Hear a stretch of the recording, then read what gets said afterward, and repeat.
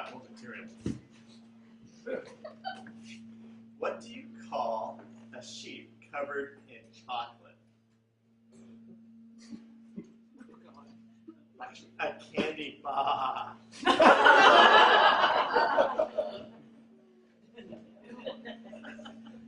How do trees access the internet? They log on.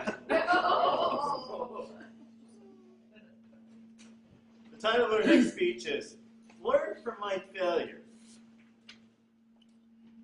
The next Toastmaster has been with us for 4 years, part of the Gresham Club. In his spare time, he enjoys coaching soccer, playing soccer, and watching football. A warm round of applause as we welcome Robert.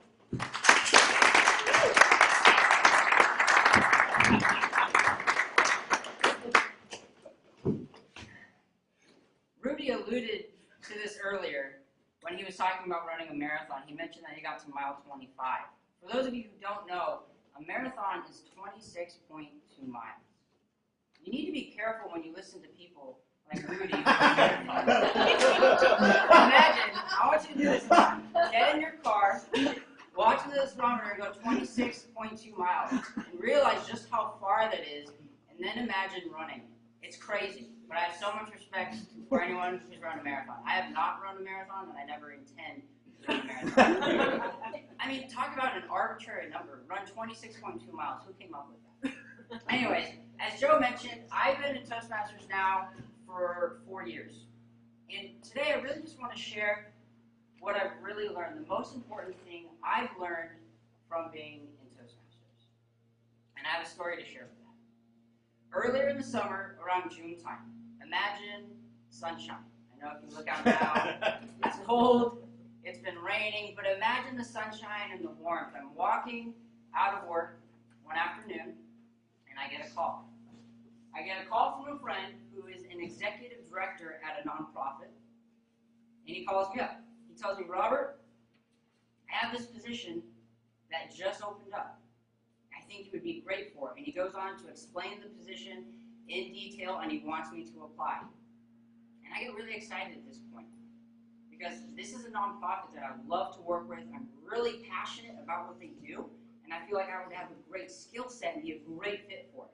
And I'm like, okay, I'm going to apply for it. And he tells me what the process is like. He says it's a 3-step interview process. First, they're going to do a phone call. You have to get through the screening, make sure that's just going to be a good fit. Then I have to interview with the project manager, which is like over Skype type of a thing, and they're a national organization, so he's a project manager nationally based. And then the third and final round of the interview is a group presentation in front of him, the executive director, and the board. I think, okay, I can get through that. I've been in Toastmasters. I have the skills. I'm no problem.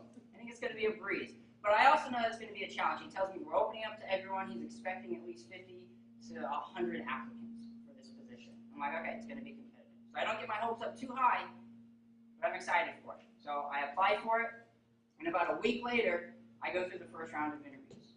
And it was a breeze. I nailed it. I'm like, oh, that's perfect. I know how to answer all these questions. Table topics prepared me for that. No problem. I can answer all that stuff off the cuff, right?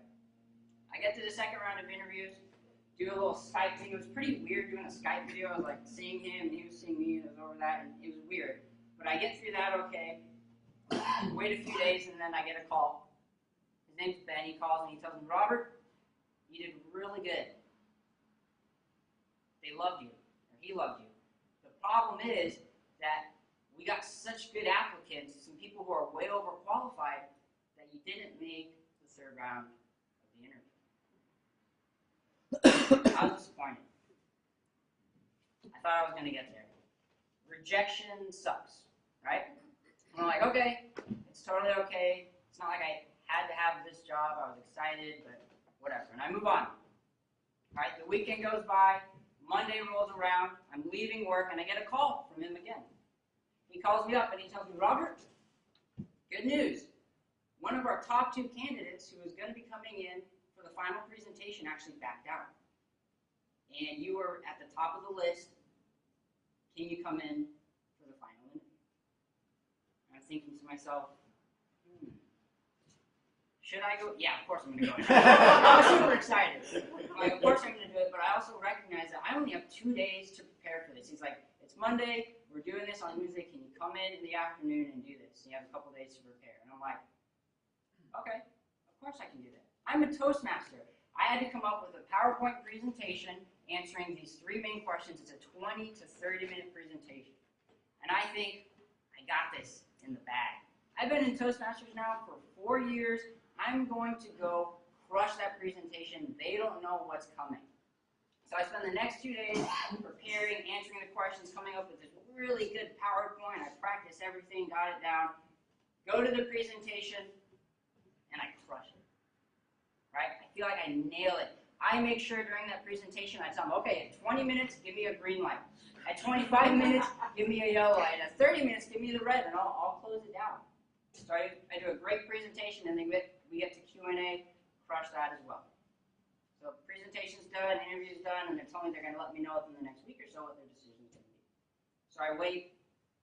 I'm nervous, apprehensive, just wondering, hoping that they pick me. A week rolls around. My friend calls me again, tells me, Robert, they loved you. Thought you were great. But. And as soon as that but came around, you just know. Anytime someone says but, it's going to follow with something else. And he tells me, Robert, to be honest with you, they thought you were really good, but you were too good. He said you were too polished. They didn't believe that you were being authentic. And at first when I heard that news, I was frustrated. I was like, Ben, do you know who I am? I'm always authentic. I'm always honest. That's like my theme, right? And I'm like, you just don't know me because I'm so good that you thought it was too good. Of course, that was just my frustration talking and speaking. After some time to reflect, unwind, and think about it, and process it, and try to learn from it, I realized that they were right. I brought everything to the table. I had all the right hand gestures, eye contact, vocal variety. Everything I learned in Toastmasters, I brought with me to that interview, except myself. You see, I wanted that job so bad that I put together a presentation that I thought they wanted to hear. I said all the things that I thought they wanted to hear. I did all the things that I thought they would want me to do because I wanted that job. That influenced my behavior, and I wasn't being authentic.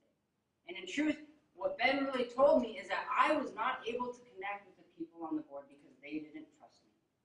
And sometimes it's something that we can't even put into words, right? Subconsciously, we do it anytime we hear a speaker. We give them a little test and think, is this person being honest? Are they being open with us? Or are they full of you-know-what? Right? And that's what happens. And honestly, I went in there and I was kind of full of you-know-what. The reason why is because I wasn't being honest. I wasn't sharing the things that I really wanted to say, and I wasn't really establishing that connection. And that reminded me of a hard truth that I've learned through Toastmasters. The most important thing as a communicator, as a speaker, in whatever you do, it's being authentic. And that word gets thrown around a lot. Right? I get that. So the way I define authenticity is giving yourself permission to express your inner thoughts, your inner feelings, and your inner beliefs genuinely to the outside world. Right? But I didn't do that. And it was a hard lesson to learn, but it was so important for me to learn, and it was such an important reminder to remember to be authentic. No job is worth getting, nothing is worth doing if you're not going to be doing it in the right way and be yourself while you're doing it. So I've been a Toastmaster now, like I said, for 4 years, and it's something I've learned, and it's something that it's good to get a reminder of that every now and again. And my encouragement is to you. I'm guessing that while you were listening to me speak, you thought one of 2 things. One, when is this guy going to be done speaking? Or 2, you might have been thinking of a situation in your life. Maybe it's in your career, maybe it's in a relationship, or maybe it's even in school where you're not being authentic. You're not being able to actually express how you really feel, right? What you're really thinking. My encouragement to you is later today or the next opportunity that you have, be open, right? Be honest, be vulnerable, and really look to connect with